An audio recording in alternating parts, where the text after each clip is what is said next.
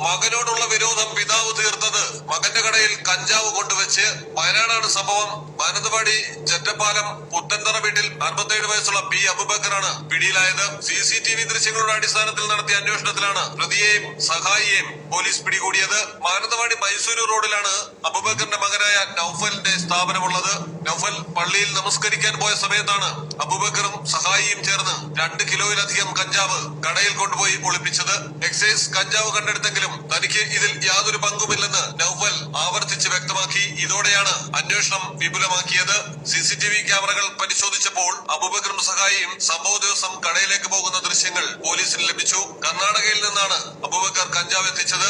കഞ്ചാവ് എത്തിക്കാൻ സഹായം നൽകിയ സ്വന്തം ബാപ്പ മകനെ കൊടുക്കാൻ വേണ്ടിയിട്ട് കടയിൽ കഞ്ചാവ് കൊണ്ടുപോയി വെച്ചെന്നൊക്കെ പറഞ്ഞ് കേട്ടാൽ നമ്മൾ വിശ്വസിക്കാൻ കുറച്ചൊരു പ്രയാസം.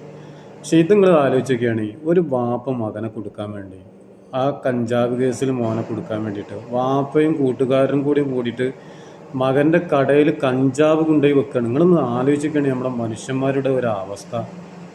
സ്വന്തം മകനെ എന്തെങ്കിലും വൈരാഗ്യമുണ്ടെന്നുണ്ടെങ്കിൽ അതെല്ലാം പറഞ്ഞു തീർക്കാന്നല്ലാതെ ഈ കഞ്ചാവ് കേസിൽ കുടുങ്ങി കഴിഞ്ഞാൽ ആ ചെക്കന് പുറത്തിറങ്ങാൻ വയ്യോ? അവന് ഇത് തെളിയിക്കാൻ പറ്റില്ല. ആ CCTV ദൃശ്യം അവിടെ ഇല്ലയെന്നുണ്ടെങ്കിൽ ആ ചെക്കന് പുറത്തിറങ്ങാൻ പറ്റുമോ?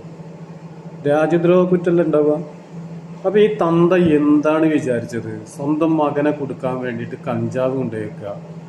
ഇന്നത്തെ വാപ്പാരും മക്കൾക്കും എന്താ ഒരു സ്നേഹമില്ലാത്തത്? ഈ തന്തക്ക് എത്ര വയസ്സുണ്ട്? നിങ്ങളൊന്ന് ആലോചിക്കണേ. മകൻ്റെ തെറ്റ് തിരുത്തേണ്ടത് ഈ തന്തല്ലേ?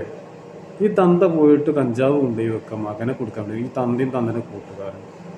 അപ്പം ഞാൻ പറയുന്നത് എന്താണെന്ന് വെച്ചാൽ നമ്മുടെ നാട്ടിലൊക്കെ ഇന്നിപ്പോൾ എന്തൊക്കെയാണ് നടക്കുന്നത്?